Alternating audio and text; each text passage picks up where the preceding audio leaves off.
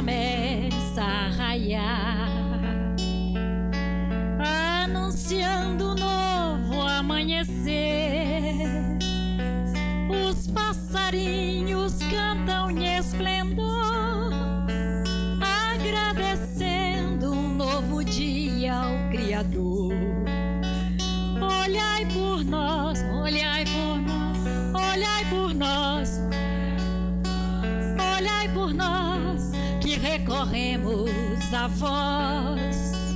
Olhai por nós, olhai por nós, olhai por nós, que recorremos a vós.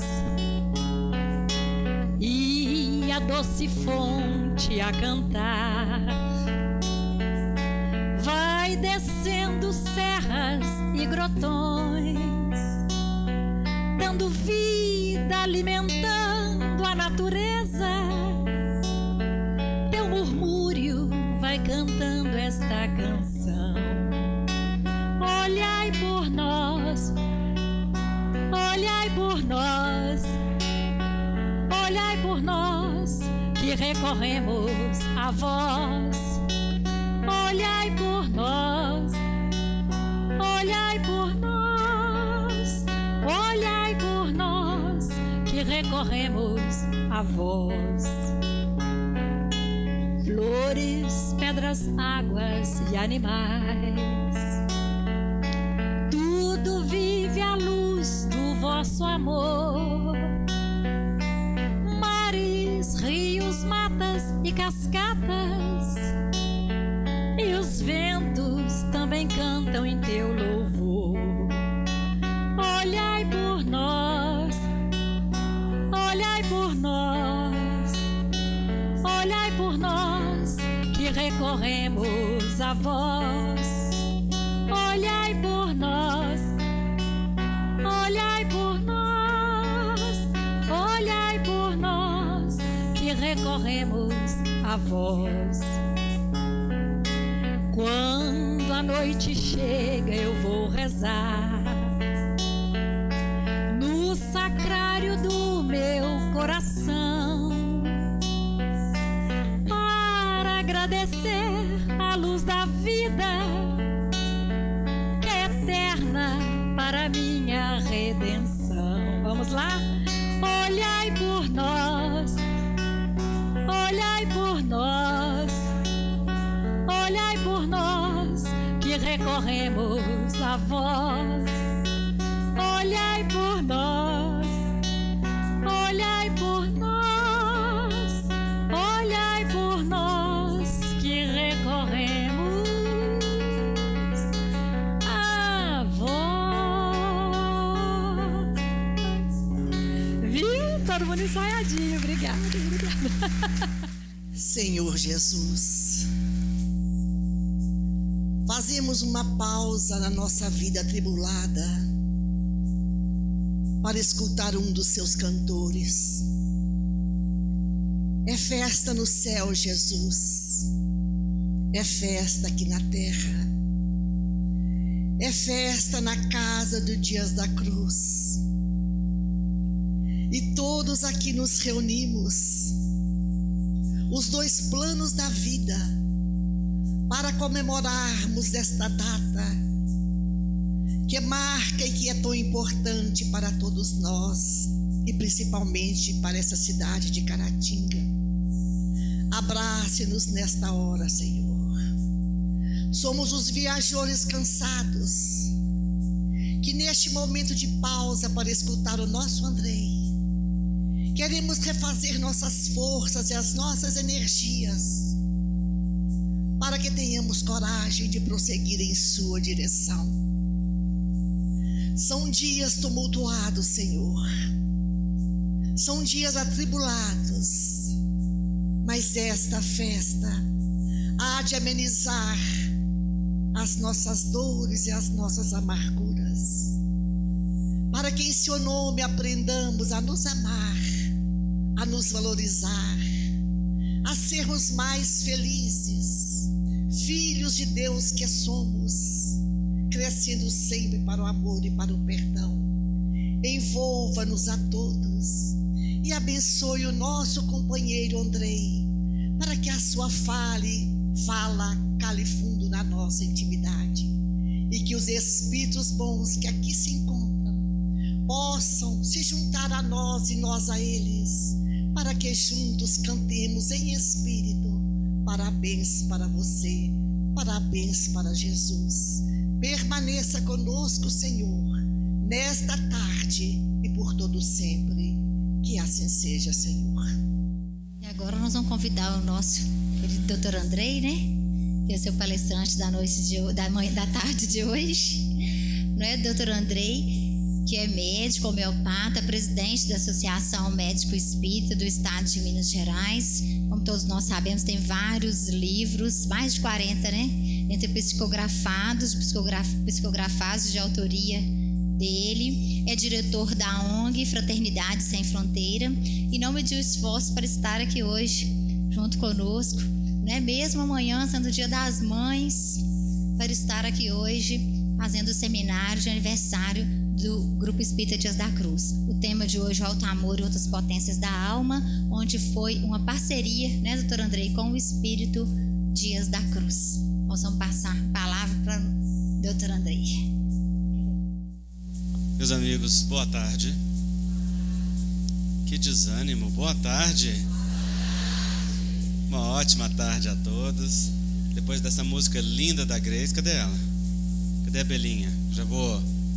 tá lá atrás. Música linda, muito obrigado por essa tão especial preparação de ambientes, que nós possamos ter uma tarde abençoada. Eu quero dizer que para mim, estar aqui hoje partilhando com vocês desse momento tem um sabor muito especial. Toda atividade espírita de divulgação, com grupos compromissados com a doutrina espírita, é uma alegria. Mas comemorar 122 anos de uma casa espírita, e particularmente de uma casa que homenageia um espírito ao qual nós amamos tanto, é motivo de uma alegria especial. Então eu quero dizer ao Grupo Espírita Dias da Cruz que é uma honra enorme participar deste aniversário, desta celebração, que nós possamos ter uma tarde de trocas, de partilha, que seja muito abençoada. Os benfeitores espirituais nos lembram que aniversário de casa espírita é celebração de oportunidade de serviço. Todas as vezes que nós celebramos um aniversário, dentro da tarefa espírita cristã, estamos rogando ao alto maiores e melhores possibilidades de servir. Não estamos simplesmente agradecendo pelos anos ou pelas oportunidades que já passaram, mas, sobretudo, estamos nos compromissando novamente perante o alto em prosseguir na tarefa de redenção pessoal e coletiva, dentro da tarefa que o Senhor nos honrou com a oportunidade de trabalho. Então, a cada aniversário, a cada momento de ciclo, nós passamos por uma análise muito especial do mundo espiritual, que avalia dedicação, competência, compromisso daqueles que responsabilizaram-se perante o alto pela oportunidade de receber os convidados de Jesus. E diante desta análise, maiores e mais amplas oportunidades de servir são outorgadas. E qual a maior alegria para o cristão, senão a oportunidade do trabalho? Para nós que estamos com conhecimento espírita, com conhecimento cristão, que nos esclarece que nenhum de nós está aqui em estação de férias, a oportunidade de servir no bem configura-se como a maior e a mais sagrada oportunidade que nós podemos receber. E a condecoração do cristão, como bem lembrou recentemente Divaldo Franco, não se configura no aplauso nem no reconhecimento dos companheiros que estão ao lado. Não é a exaltação das massas ou do nome perante o público. A grande condecoração dos cristãos são as feridas cicatrizadas na alma, que à medida em que trabalhamos vão se fechando pouco a pouco, enquanto voltamos para casa, enquanto nos curamos, enquanto nos reconectamos com a fonte e vamos pouco a pouco descobrindo a grandeza que representa ser um filho de Deus. E isto é de uma honra imensurável. Então é motivo de muita alegria para nós celebrarmos juntos os 122 anos de trabalho do Centro Espírita Dias da Cruz. Que venham muitos anos mais, 122 mais de trabalho dentro desta seara. Nós vamos conversar hoje a respeito do tema Alto Amor e Outras Potências da Alma. Esse livro, aproveitando que nós estamos entre amigos e intimidade, eu vou partilhar com vocês o surgimento deste livro. Eu não havia planejado por mim mesmo escrever nenhum livro. Nunca me apareceu como uma necessidade ou como algo que eu devesse fazer. Isso foi orientação espiritual que foi acontecendo naturalmente através do Dr. Dias da Cruz. E o primeiro livro foi Cura e Autocura, uma visão médica espírita. Pouco tempo depois, 2 anos depois, veio o livro Homossexualidade, sobre a ótica do espírito imortal. Para quem não pensava ter escrito nenhum, quando já tinha 2, eu já achei que tinha acabado a tarefa, que já estava tranquilo. Mas tão logo o livro Homossexualidade foi publicado, o Dr. Dias da Cruz disse: então vamos ao próximo. E eu falei com ele: vamos ao próximo? Que próximo? E ele disse: imediatamente nós vamos escrever outro. E foi muito interessante esta experiência. Ele me propôs que nós escrevêssemos esse livro em parceria. Isso significa que nós escrevêssemos juntos mesmo. Então a primeira parte do livro fui eu quem escrevi, embora tenha sido ele quem editou todos os capítulos. Então, na verdade, eu não posso falar que fui eu que escrevi, não, porque o título do capítulo foi ele, a proposta do capítulo foi ele, e ele só deixou eu achar que era eu que estava escrevendo. E ele fez isso por uma questão pedagógica que hoje eu reconheço. Ele fez isso por uma necessidade minha de aprender o que eu estava escrevendo ali naqueles capítulos. Então foi como um pedagogo espiritual. Ele me propôs uma tarefa de autodescoberta. E a segunda parte do livro é composta de mensagens, as mais variadas, sobre as várias potências da alma, que ele escreveu ao longo de alguns meses nas nossas reuniões mediúnicas da Associação Médico Espírita de Minas Gerais e do Hospital Espírita André Luiz, onde a MENG tem uma das suas atividades semanais. E então, pouco tempo depois, nós estávamos lançando esta obra. E foi muito interessante, porque com o livro Homossexualidade, sob a ótica do espírito imortal, veio uma série de pedradas juntos, naturais, para quem estava se propondo a mexer num tema que é vespeiro dentro do movimento espírita. Mas com o livro Alto Amor veio uma calmaria, imediatamente sequente. E logo depois eu entendi o movimento que os espíritos tinham feito, naturais, de nos propor uma reflexão mais ampla a respeito dessa temática, e também que significava um movimento dentro da tarefa que eles mesmos estavam nos propondo. Então este livro foi lançado pouco depois, no início de 2013, e tem sido para mim uma das maiores alegrias partilhar esta temática. Então nós vamos começar falando uma antiga história narrada por Platão, que está contida no livro A República, onde o célebre filósofo ateniense conta a história de uma comunidade que, geração após geração, nasceu, cresceu e viveu tendo como habitat uma caverna.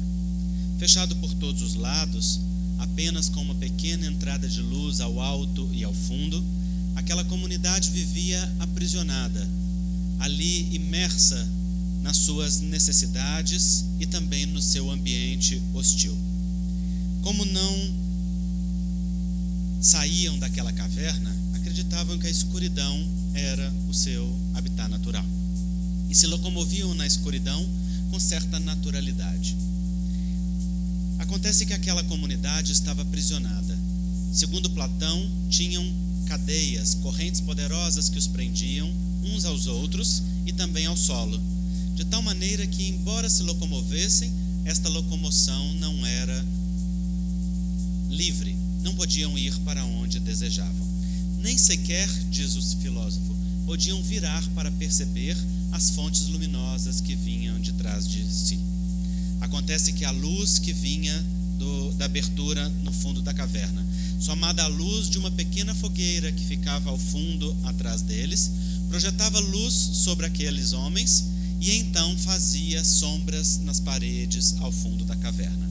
E os homens, então incapazes de se moverem, observavam o movimentar das sombras, acreditando que as sombras tinham realidade. Como ouviam sons que vinham do lado de fora, as pessoas que falavam, os animais, a natureza, acreditavam que as sombras conversavam, que tinham vida própria, e então as tratavam como se fossem objetos animados de vida. No entanto, nós sabemos que a sombra não contém realidade em si mesma. A sombra é apenas uma caricatura, nos sugere uma ideia, não nos mostra um conteúdo. A sombra abre o campo à fantasia e à imaginação, pois através de um contorno de uma sombra, imaginamos o que queremos, vislumbramos o que desejamos. E então, diz Platão, aquela comunidade vivia observando a caverna como se fosse uma realidade, observando as sombras como se existissem e tratando-as como se seres humanos fossem. No entanto, um homem percebeu a prisão em que se encontrava, viu as cadeias que o prendiam, decidiu fazer um grande esforço para se libertar e depois de um tempo lutando consigo mesmo, conseguiu liberar-se daquilo que o limitava. Naturalmente foi atraído por aquela abertura luminosa. Vendo a luz, não pôde resistir a ela, porque havia um chamado natural, havia um tropismo em direção à luz que ele não podia negar. E então ele se movimentava em direção àquela entrada. Subiu por aquele íngreme caminho que levava ao fundo da caverna, passou pelas dificuldades de acesso àquela pequena entrada, esgueirou-se pelo espaço apertado que levava ao exterior e quando lá chegou, maravilhou-se com aquilo que descobriu.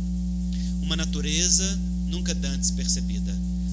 Pessoas, cores, sons, animais, plantas que lhe maravilharam cada vez mais. Ele acreditou estar sonhando, porque não ouvira nem mesmo falar daquela realidade e agora aquilo que antes aparecia como em sombras ganhava contornos tridimensionais, coloridos, vivos, maravilhosos. Ele foi enchendo o seu coração de maravilha.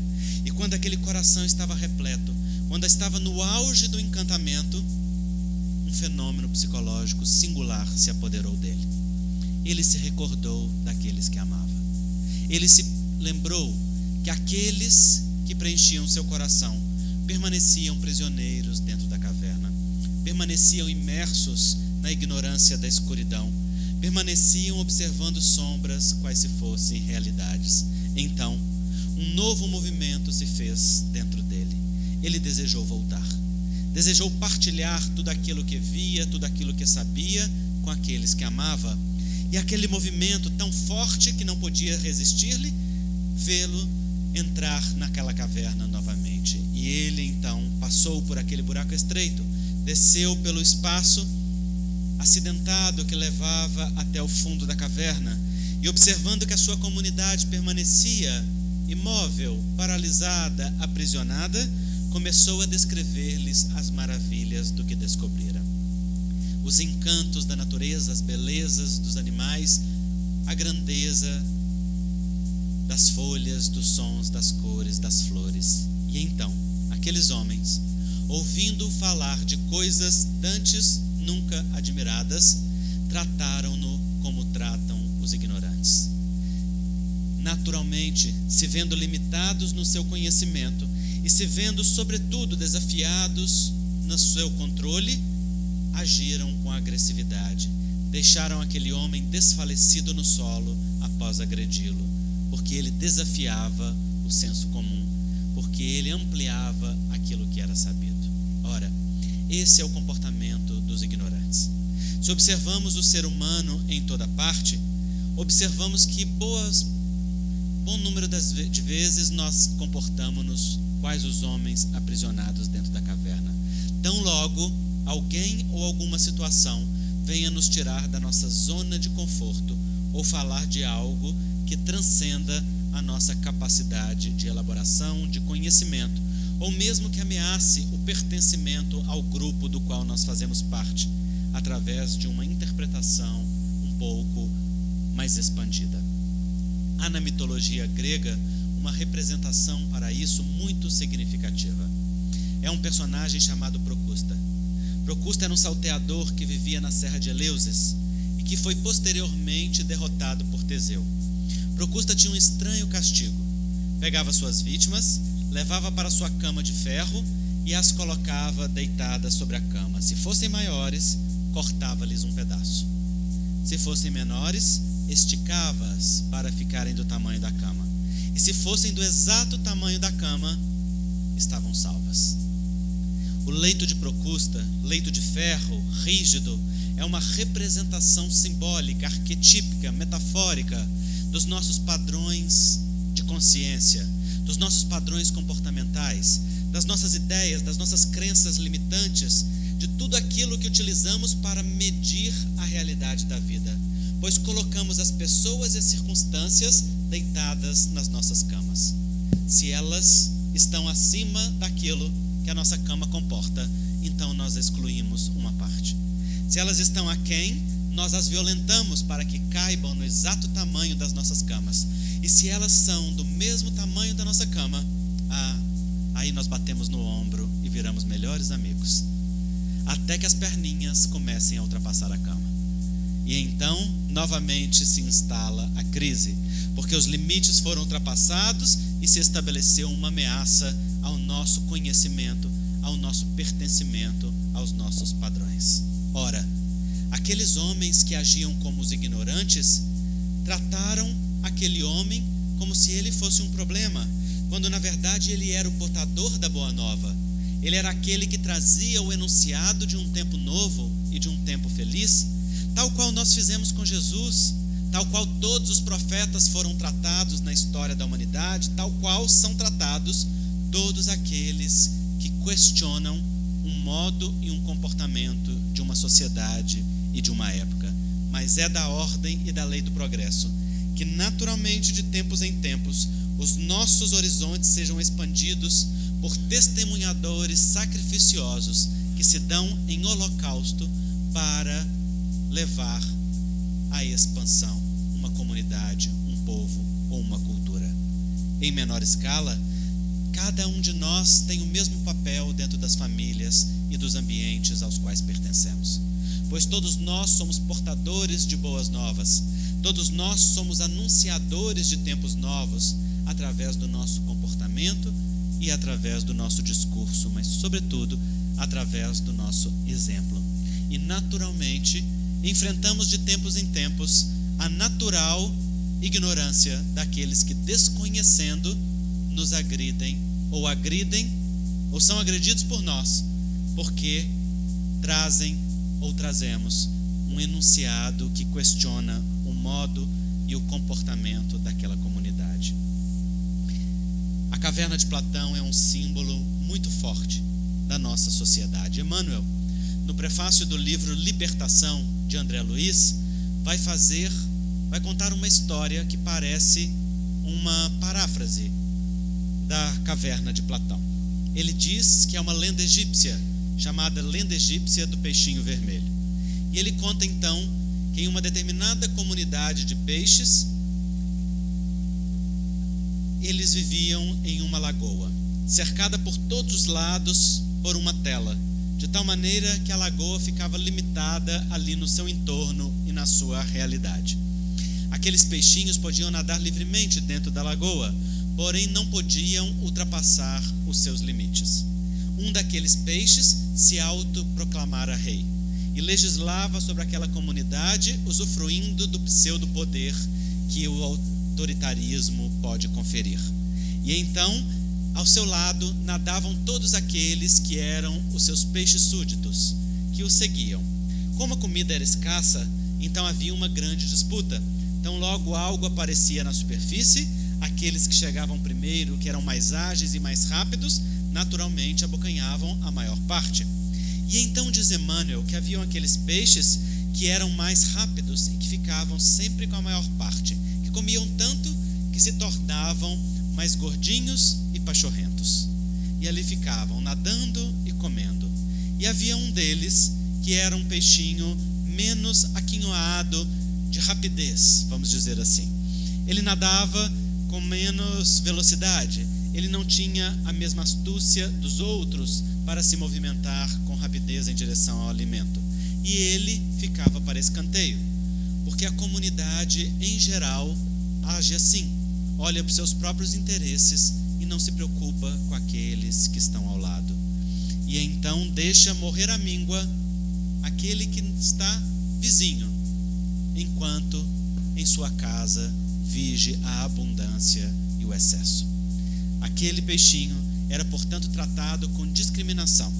Ora, aqueles que são discriminados e que sofrem bullying têm duas escolhas: ou deixam que a visão do outro passe a ser a sua e passam a se ver e a se mirar pela análise do outro, em uma falta de autoestima e de alto amor, ou afirmam a sua identidade e a sua singularidade exatamente a partir da sua diferença, fazendo dela um grande trunfo e percebendo que a diversidade é lei natural que confere riqueza à vida. Aquele peixinho escolheu o alto amor. Escolheu não se deixar diminuir pelo que o outro pensava, porque bem sabia ele que aquilo que o outro pensa sobre nós não depende de nós, depende apenas da capacidade do outro de observar, de analisar e de perceber. O que o outro fala de nós não diz sobre nós, diz do outro, sobretudo. Por isso, uma autora francesa escreveu uma frase muito competente, que é erroneamente atribuída a Freud e que diz assim: quando Pedro fala de Paulo, sei mais de Pedro que de Paulo. Quando alguém fala do outro, nós sabemos mais de quem fala do que de quem é falado. Porque quem é falado está sendo julgado, mas quem fala está se denunciando. Se denunciando no seu ciúme, na sua inveja, na sua incapacidade de respeitar a diferença, de ver o outro com o olhar do outro, de reconhecer aquilo que o outro é. Então cada um elogia ou critica o outro baseado muito mais em si mesmo do que no outro. E portanto, a autoestima e o alto amor nunca podem ser baseadas naquilo que o outro fala ou naquilo que o outro acha de nós. Porque o outro é apenas um companheiro de enfermaria.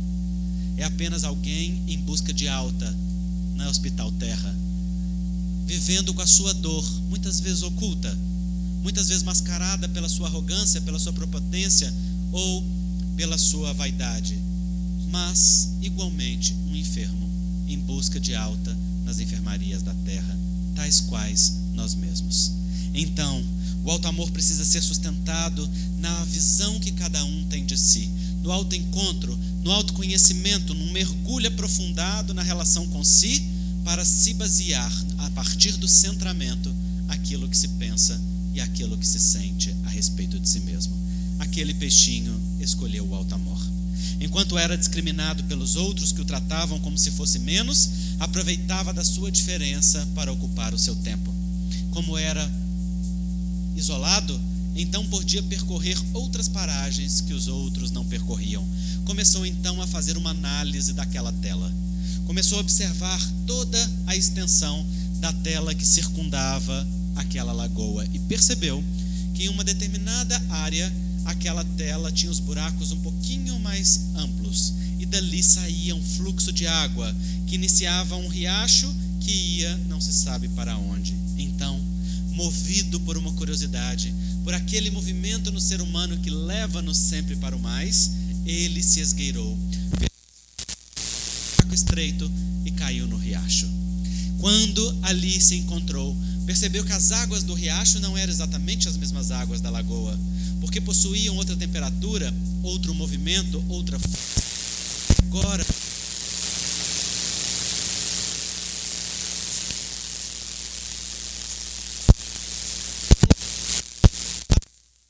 a algo mais, então sentiu-se movido por uma força que lhe levava avante e ele não podia impedir. Deixou-se então levar. Começou a nadar com alegria no sabor daquele fluxo que o levou de repente para uma imensidão de água que o espantou. Nova fauna, nova flora, nova temperatura e cor de água, nova percepção. E ele se encantava. E agora, movido então pelo encantamento, ele continuou a nadar, e aquela imensidão de água, que era um grande e poderoso fluxo, depois de um certo tempo encontrou uma massa indescritível, que tinha agora um sabor novo, porque era salgada. E então aquele rio desaguou no mar, e a partir daquela foz ele pôde perceber uma realidade que nunca nem sequer sonhara.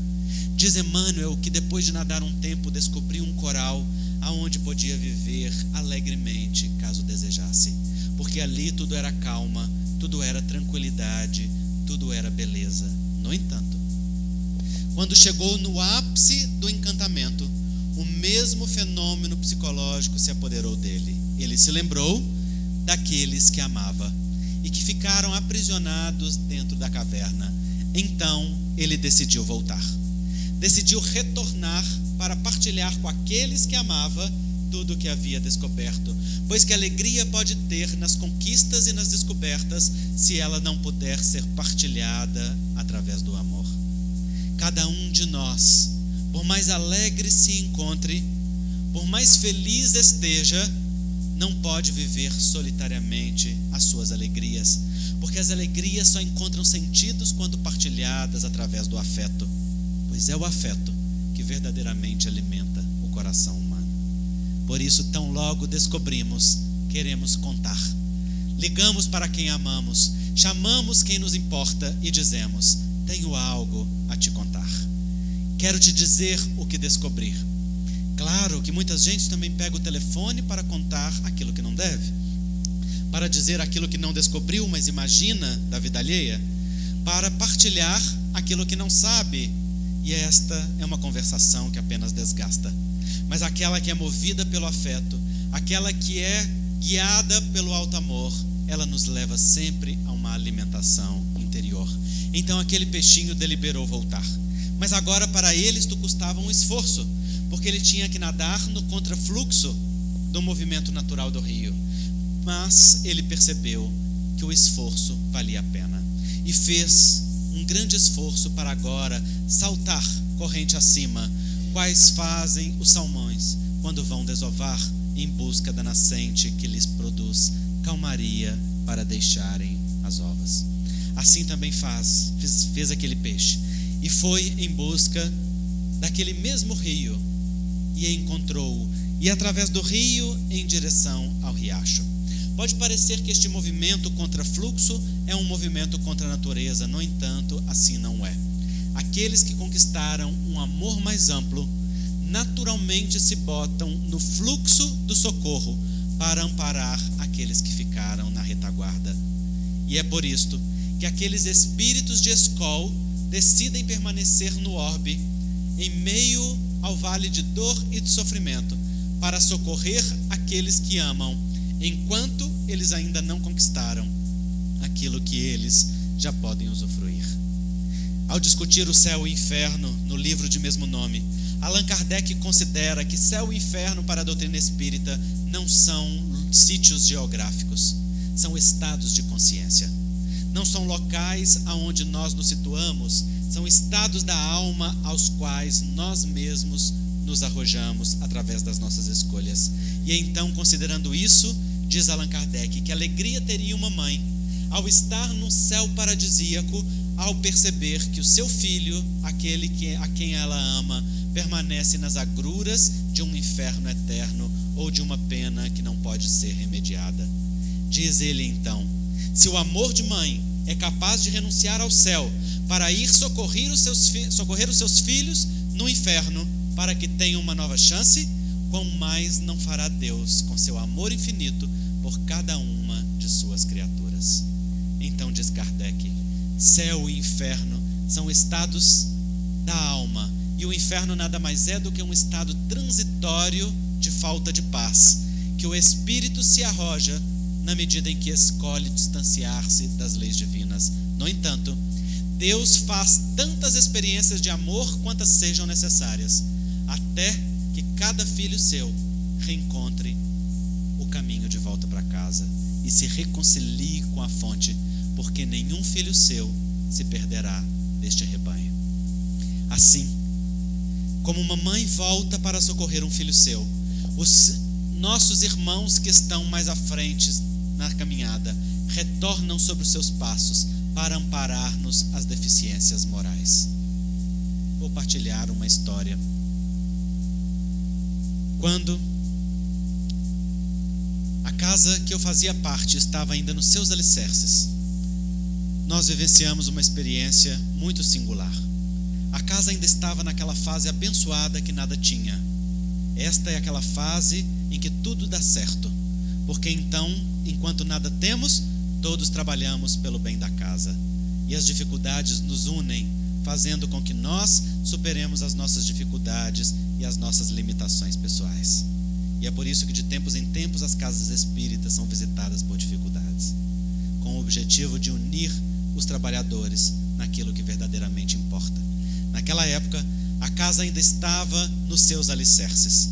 E então, nada tinha senão um chão de terra batida, paredes ainda sem reboco e uma reunião muito singela que mais assemelhava-se a um culto doméstico do Evangelho no lar. Naquela época, estava frequentando a casa uma jovem, que ali chegara não havia muito e que estava em franca renovação. Assistia silenciosamente às reuniões, meditava naquilo que era proposto, propunha-se a uma renovação interior verdadeira e então estava vivendo o que é a verdadeira essência do Espiritismo, a transformação interior. Naquele dia, em especial, um amigo lhe pediu para acompanhar-lhe até o lugar onde ela estava indo. Não lhe disse o motivo. No seu coração estava movido de curiosidade, porque ela antes era irascível, ficava raivosa com muita facilidade e agora estava calma. Ela antes era fofoqueira e agora estava controlando a língua. Ela antes era alguém fútil e agora estava focando a sua vida naquilo que tinha substância. Ele moveu-se de curiosidade e pediu a ela: será que eu posso ir com você nesse lugar que você vai? E ela disse: sim, claro, por que não? E naquele dia foram juntos. Chegaram e assentaram-se ao fundo daquela pequena casa espírita. E lá ninguém os conhecia. Naquela casa acontecia algo muito interessante. Ao final da reunião pública, naquela época, os espíritos se manifestavam com naturalidade e, incorporando em um médium, traziam uma mensagem a respeito do Evangelho ou uma orientação para a casa que estava nascente. Faziam um momento de intercâmbio mediúnico muito salutar e muito natural. Naquele dia não foi diferente. Ao final da reunião, com naturalidade, sem alarde, o mentor incorporou-se. No entanto, ao invés de dirigir à comunidade uma mensagem coletiva, levantou o médium e dirigiu até aquele jovem. Parou diante dele e chamou-lhe pelo nome. O jovem então se assustou, porque ninguém ali lhe conhecia, e aquele espírito se dirigia a ele chamando pelo nome e sobrenome. E ele então prestou atenção com cuidado, já algo atemorizado. E o espírito lhe disse: meu filho, você veio aqui hoje julgando estar trazido pela sua curiosidade, para ver aquilo que transforma a vida da sua amiga. E então agora ele já não estava mais com medo, ele estava aterrorizado. Porque não só o espírito sabia o seu nome, mas sabia o seu motivo. E as pessoas têm estranhas fantasias a respeito dos espíritos. Ele logo pensou: se ele sabe isso, talvez saiba tudo da minha vida. Será que vai me entregar? Será que vai me expor em público? Será que vou passar vergonha? E rapidamente os pensamentos passaram pela sua cabeça. Mas o espírito não lhe deu tempo para pensar. Rapidamente ele lhe disse: meu filho, você não vem aqui hoje trazido pela sua curiosidade. Você vem aqui hoje comandado pela nossa vontade, porque você ainda não se lembra, mas nós somos corações que estamos ligados pelos séculos, e o meu coração particularmente se liga ao teu, qual o de um pai por um filho, e eu, há 400 anos, espero por ti. Desde a última vez em que nos vimos juntos reencarnados nas terras da Inglaterra, quando tentei de todas as formas impedir-te que te afastasse do bem, e então você insistiu e deliberadamente moveu-se contra o bem do seu semelhante. Nestes últimos 400 anos, tenho visto-te colher as amarguras do teu desvio, enquanto me esforço para trazer-te de volta para o caminho do reencontro com a paz. Então te digo, meu filho, você não vem para esta casa trazido pela tua curiosidade. Você vem convocado pela vida para a tua renovação espiritual, porque ainda não sabe, mas tem tarefas definidas e responsabilidades assumidas para com esta instituição. E eu te asseguro o meu amor e a minha proteção. Daqui para frente, inspirarei-te diretamente. E assim dizendo, desincorporou, sem deixar tempo para que aquele jovem sequer se refizesse daquele susto.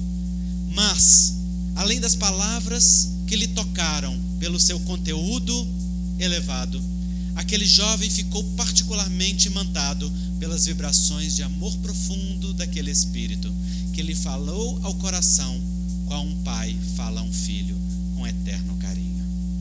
Assim procedem os espíritos superiores. Renunciam aos páramos de luz para ficar aos nossos lados nas sombras, no meio das nossas cavernas pessoais, enquanto nos libertamos das nossas correntes que nos prendem ao solo.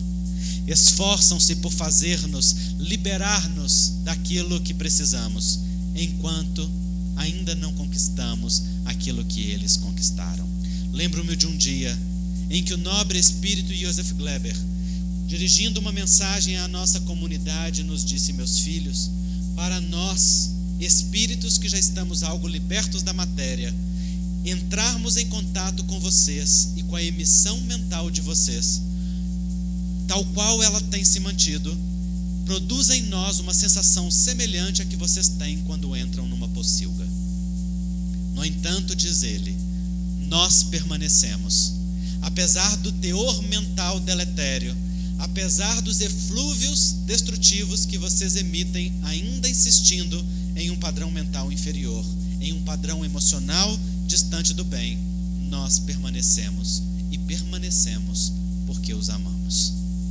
E naquele dia todos nós nos sentimos particularmente convidados à renovação, porque aquele espírito que nós verdadeiramente reconhecemos como uma alma nobre, que renuncia efetivamente em prol dos seus semelhantes, nos convidava ao alto amor do autocuidado. Convidava-nos a fazer por nós aquilo que eles fazem por nós incessantemente. Mas não basta que eles nos amem com um amor excelente se nós não decidimos amar-nos com um amor igual.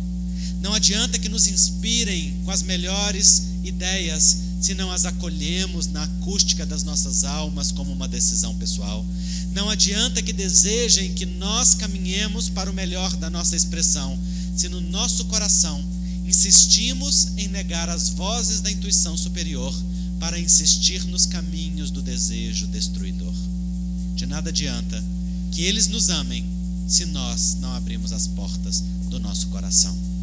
Por isso disseram os espíritos a Kardec, os benfeitores espirituais, aqueles que estão na escala espírita em um plano superior, nada impõem, nada violentam, nada invadem, apenas sugerem, apenas incentivam e permanecem insistentemente incentivando-nos ao bem, mas esperam de nós que abramos a sintonia para receber-lhes a influência, porque nada podem fazer se lhes rejeitamos a vontade.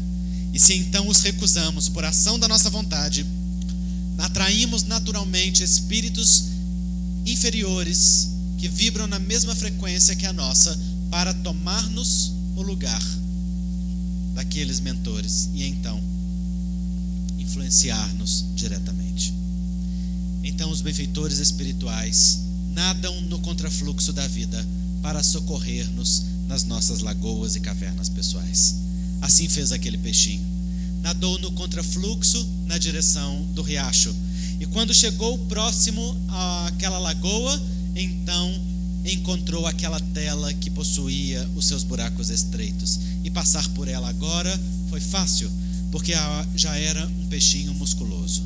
De tanto nadar, já havia adquirido as suas próprias conquistas e resistências. E então passou facilmente por aquele espaço exíguo. E quando lá chegou, encontrou a sua comunidade da mesma forma. Emmanuel descreve os peixinhos acomodados, gordos e pachorrentos. Assim fala ele. Vejam vocês, Emmanuel quer se referir ao estado de apatia, de acomodação, daqueles que só recebem sem nada dar em troca.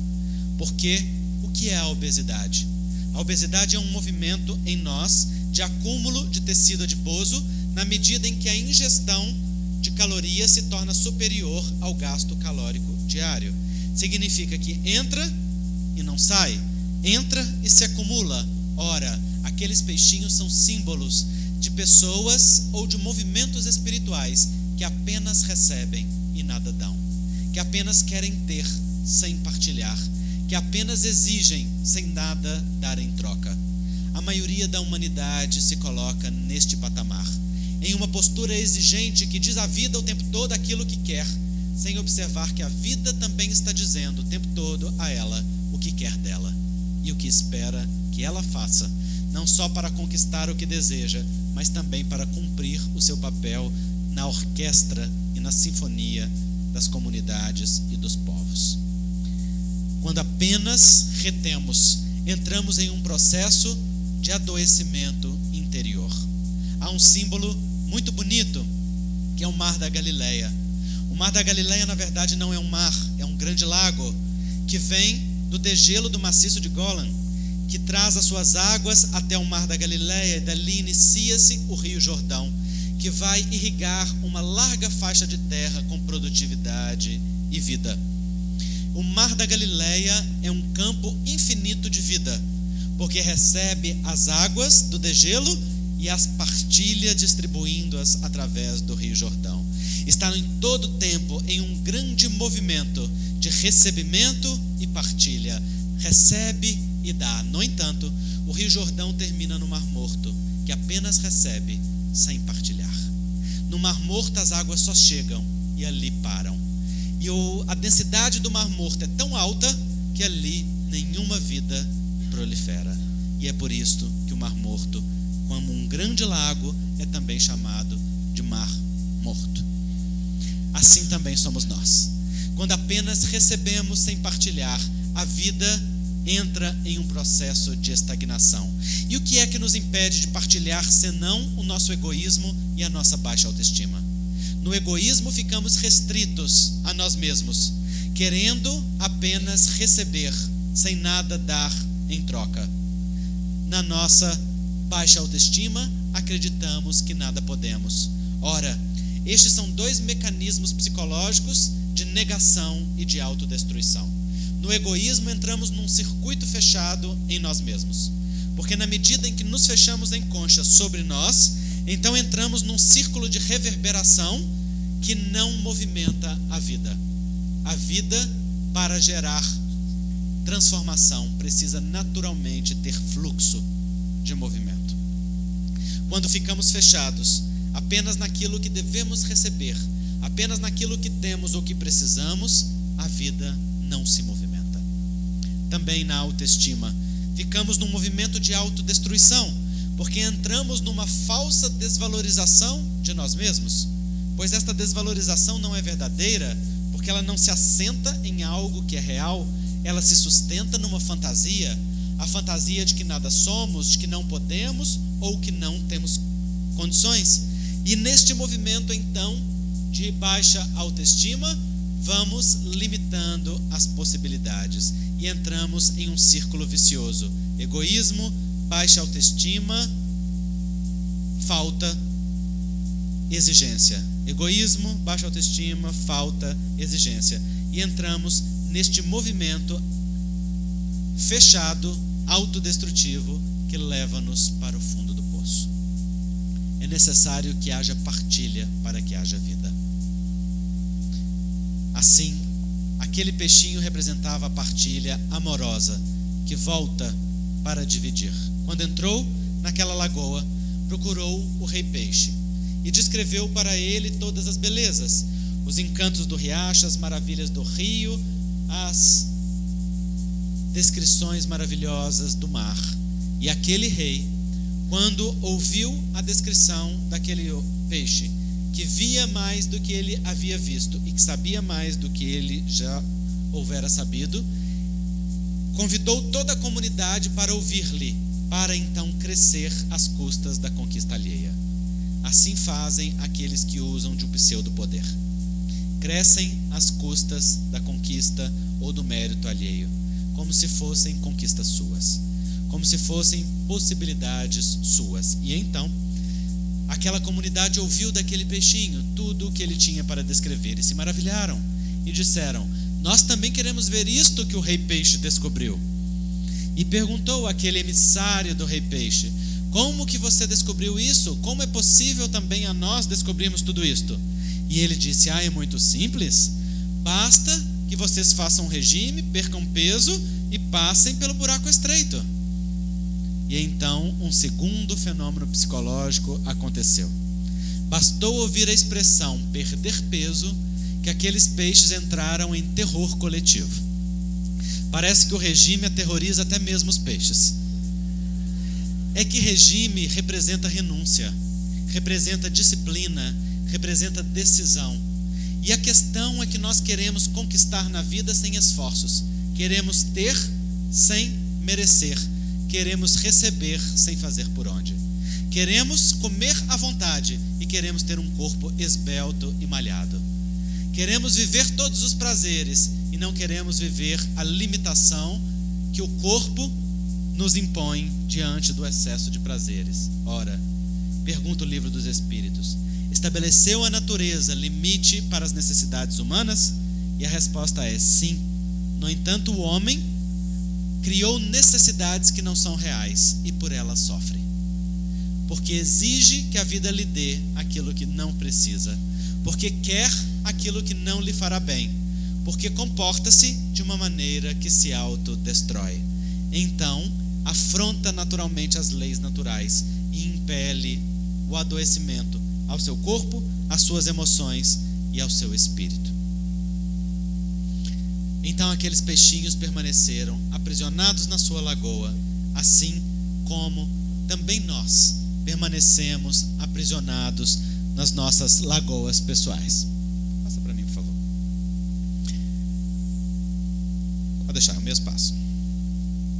Pode deixar. Tá assim. Então, os espíritos falaram a Allan Kardec no século XIX uma realidade muito importante. Anunciaram para Allan Kardec, através dos fenômenos das mesas girantes, que nós somos seres espirituais. Somos seres que estamos na matéria. Disseram os espíritos: o ser humano não é matéria que tem espírito, é espírito que está na matéria. E isso muda toda a perspectiva. Porque quando dizemos que nós temos um espírito, estamos nos identificando com a matéria passageira. No entanto, quando reconhecemos que somos espíritos, então nos identificamos com aquilo que é eterno. Se nos identificamos com o que é eterno, precisamos nos comportar como seres eternos que somos. Quando acreditamos que temos um espírito, então nos comportamos como pessoas materiais, que também têm uma contraparte espiritual. E então damos atenção para a matéria, sem dar a atenção devida para o espírito. Ora, enunciaram os espíritos que nós, em essência, somos seres espirituais, vivendo uma realidade divina dentro de uma experiência humana. E que há dentro do coração do ser humano um grande vazio existencial, um grande sentimento de falta, que lhe leva naturalmente a buscar aquilo que lhe preenche, ou a buscar aquilo que sente fazer falta. No entanto, o homem tenta preencher este vazio existencial com coisas que não podem preencher a sua intimidade. Tenta satisfazer a sua necessidade com aquilo que não pode dar-lhe substância, e por isso sofre. Por isso sente-se incompleto, por isso sente-se permanentemente incapaz de resolver os seus conflitos existenciais. Tal qual a parábola do filho pródigo tão bem nos conta, cada um de nós se sente em sua intimidade com um vazio que nos leva a buscar algo que nos dê sentido e significado para a vida. No entanto, a grande maioria das pessoas no mundo tentam preencher a vida com aquilo que vem de fora, com aquilo que vem do exterior. Tentam preencher o seu coração com o ter, com as posses, com o prazer. E enquanto mais lutam para ter, menos satisfação encontram. Porque aquilo que vem de fora não pode dar ao homem a satisfação plena e a plenitude que só o autoencontro e o encontro com a fonte interior pode proporcionar. Então, muita gente busca nos prazeres a satisfação interior, como se os prazeres fossem uma fonte de felicidade. Há aqueles que pensam que por muito gozar a vida, vão movimentar-se na direção da felicidade e da paz. Há aqueles mesmos que dizem que a vida é muito curta, é passageira, só se vive uma vez, e que, portanto, devemos gozar a vida e aproveitá-la ao máximo, porque este seria o grande objetivo existencial. E com isso, só conseguem promover destruição ao seu redor. O benfeitor Dias da Cruz, certa vez nos disse: meu filho, o desejo é como o horizonte. Então, logo nós nos aproximamos dele, outro se forma mais longínquo. Porque o objetivo do horizonte é ser sempre horizonte e nunca ser alcançado. Então, dizia ele, o objetivo do desejo é ser desejo, não é ser realidade. Quando o desejo se torna realidade, abre espaço na alma para um desejo ainda maior, porque a natureza do desejo é a natureza do vazio existencial e nunca pode ser satisfeito. Então, logo o homem satisfaça um desejo, quererá algo mais. Todos vocês já experienciaram isso. Querer muito alguma coisa, então logo alcançam aquela coisa, então depois de um tempo, aquela coisa já não tem mais o brilho, já não tem mais o valor que tinha antes, e já estamos naturalmente sonhando em algo mais, querendo algo mais, buscando algo mais. E esta necessidade de preencher a vida com uma busca é tão grande que até mesmo aqueles que conquistaram tudo aquilo que se propuseram na vida, quando chegam na melhor idade e não tem mais o que conquistar, deprimem-se, porque então não têm um objetivo e não definem algo novo pelo qual buscar, pois o desejo não é propósito, é combustível, diz o benfeitor. O desejo nos move, nos auxilia a caminhar, não é propósito existencial. Assim, diz o nobre amigo, aquilo que preenche o homem, aquilo que lhe faz falta, não é aquilo que não tem, é aquilo que retém, que é realidade dentro de si, mas não se torna manifesto, que vive e vibra na sua intimidade, mas não se torna reconhecido nem sabido, porque o homem clama por ser amado, sendo fonte de amor. Clama por receber amor, quando a sua própria intimidade e a sua própria estrutura é um fulcro pulsante de amor, desde o momento em que foi criado pelo Criador. No entanto, diz Dias da Cruz, o amor em nós está oculto qual o diamante no seio da terra.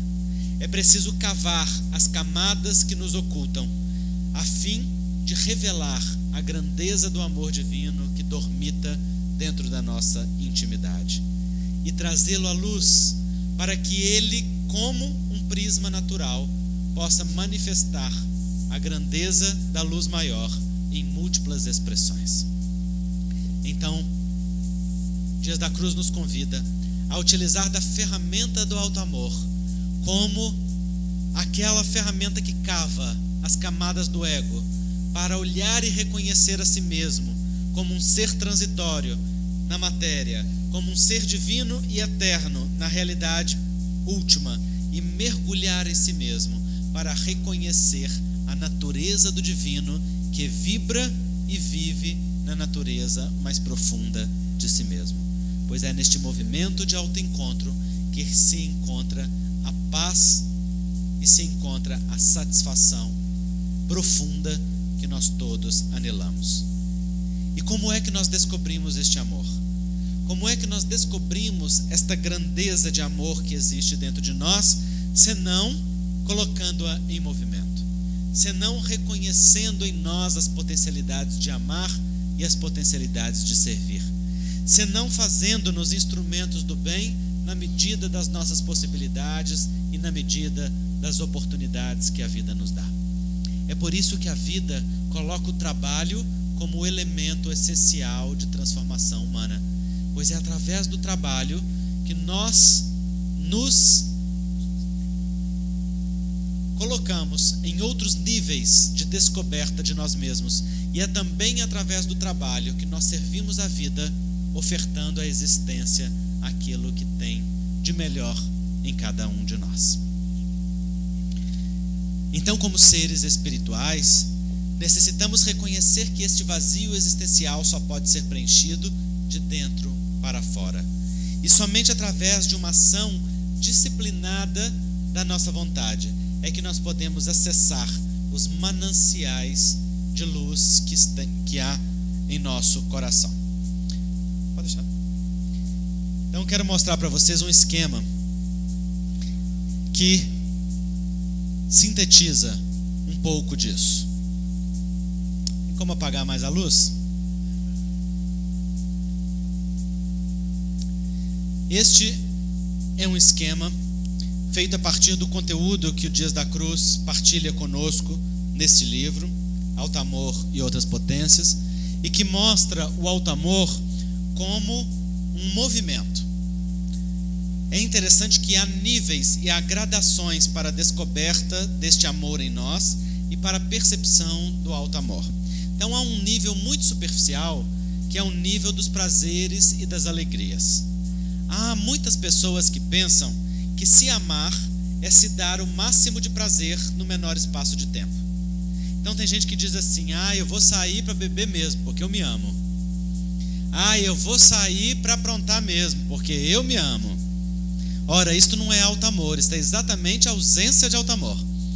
Porque no alto amor nós nos permitimos alegrias, mas não nos permitimos excessos.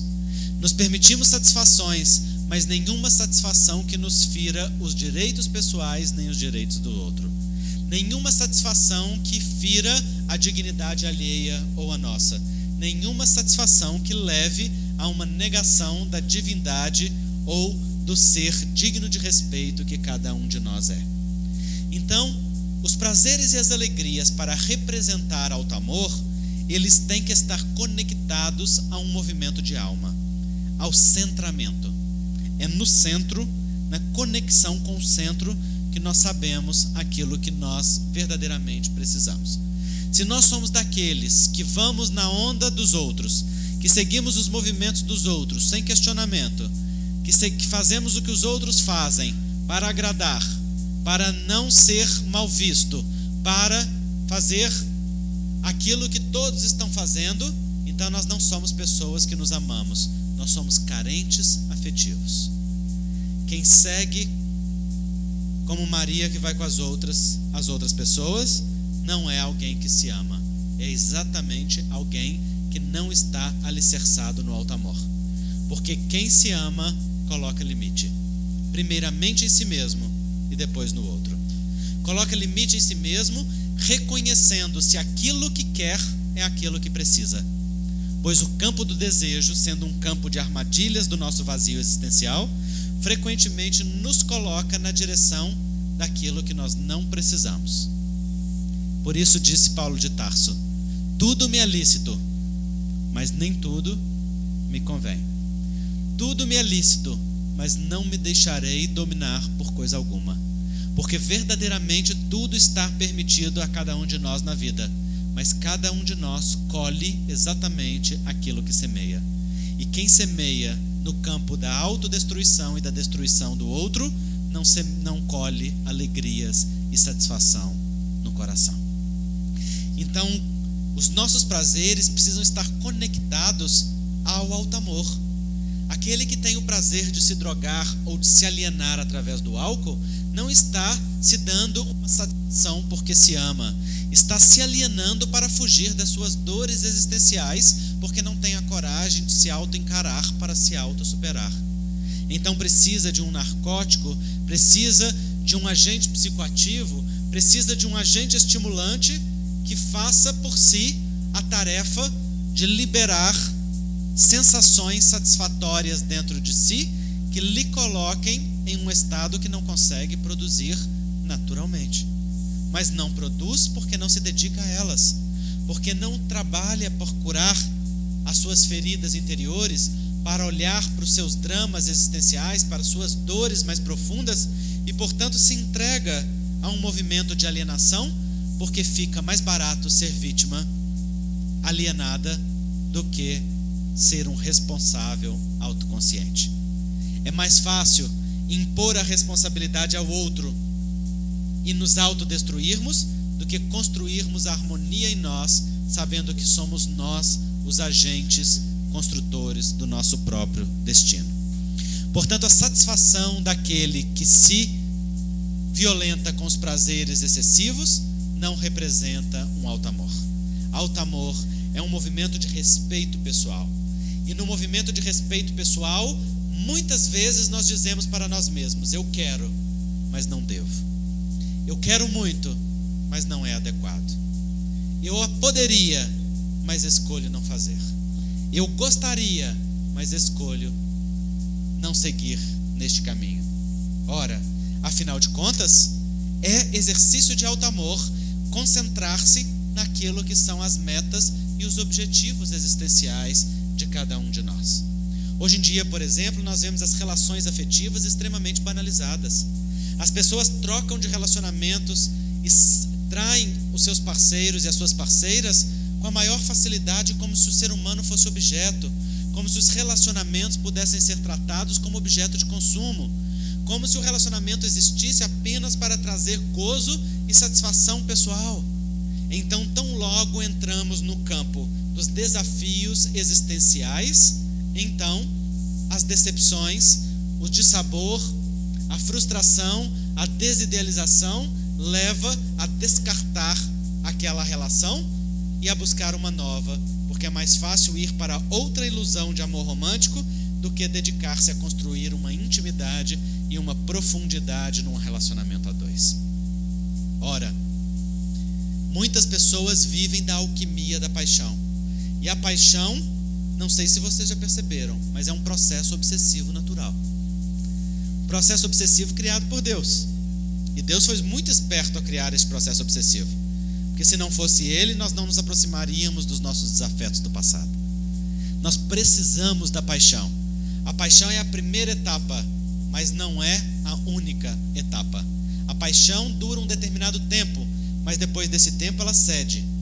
E a paixão não é um processo obsessivo simples, é uma fascinação.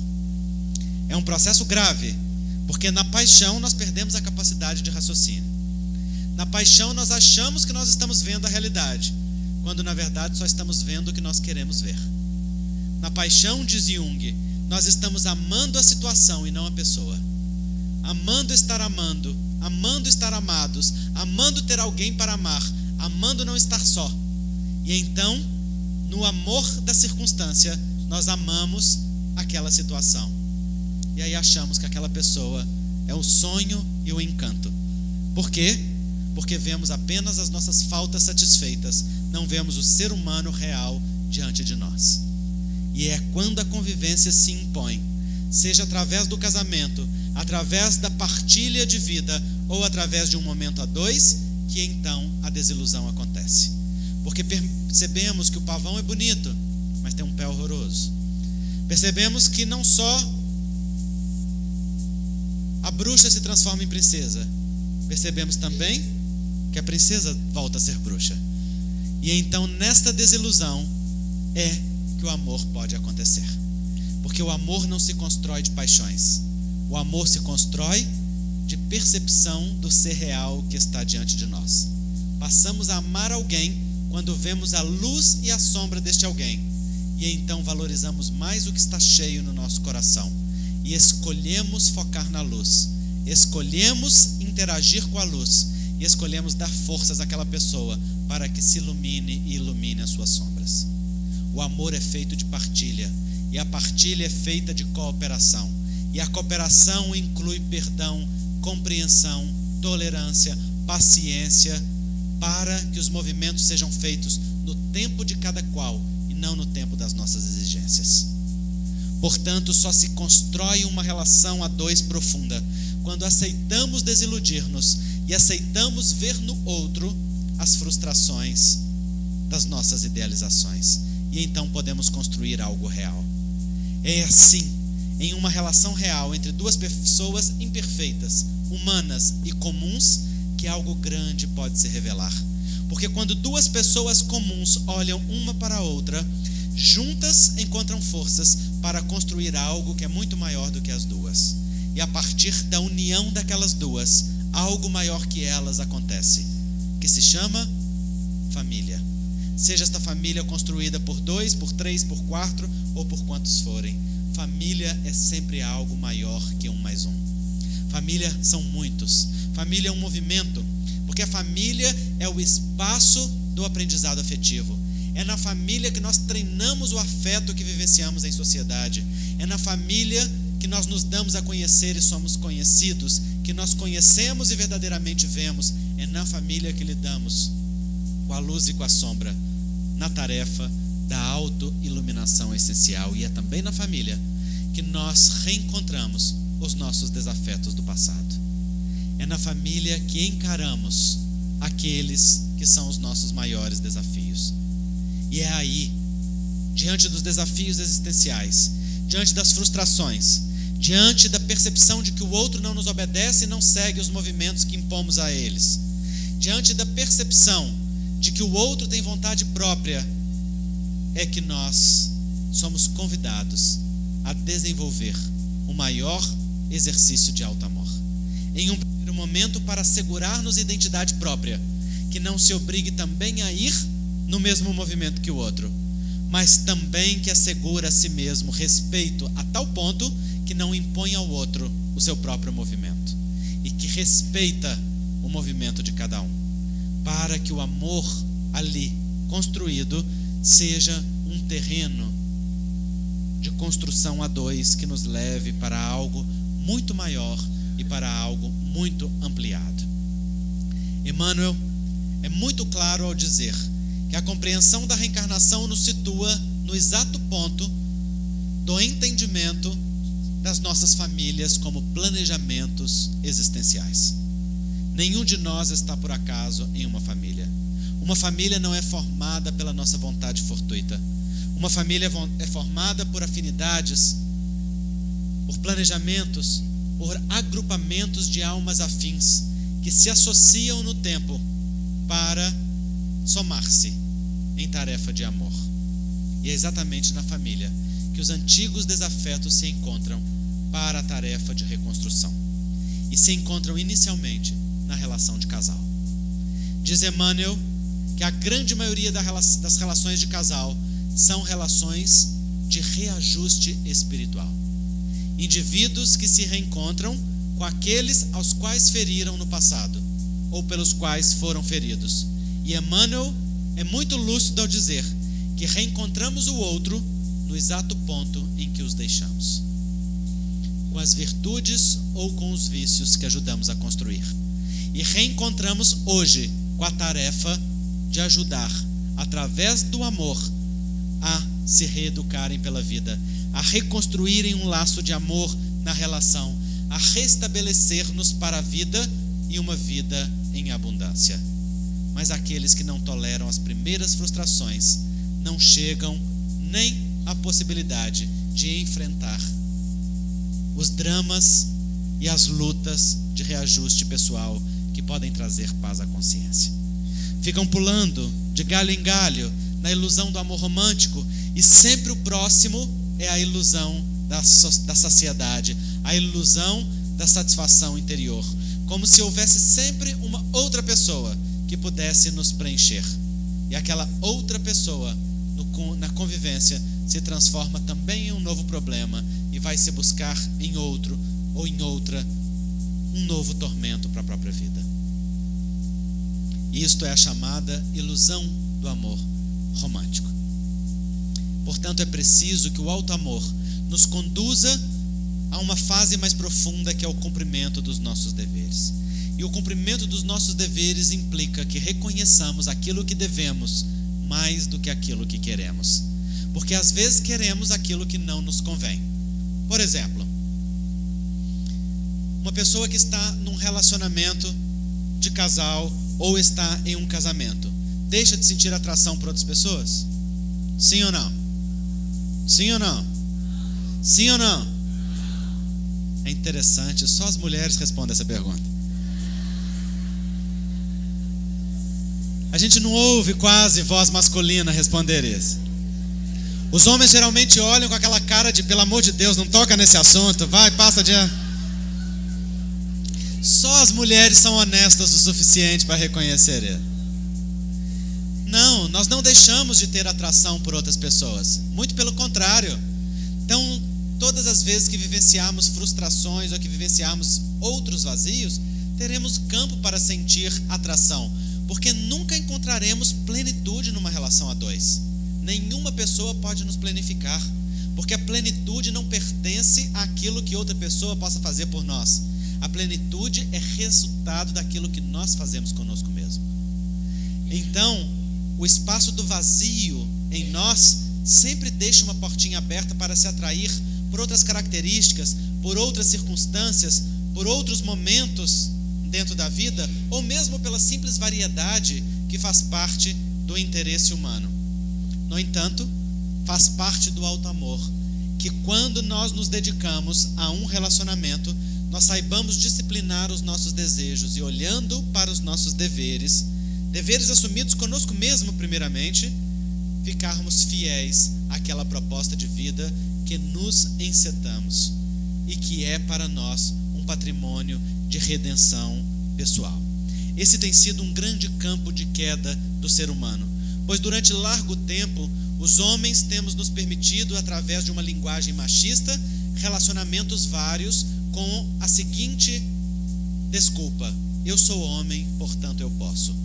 Como se fosse natural ao homem querer muito ou querer a variedade, e como se fosse um direito do homem ter vários relacionamentos. Isso faz parte do machismo natural, e muitos dos homens nem sequer se dão conta do nível de desrespeito que isto é com a mulher. Eu me lembro quando vi um homem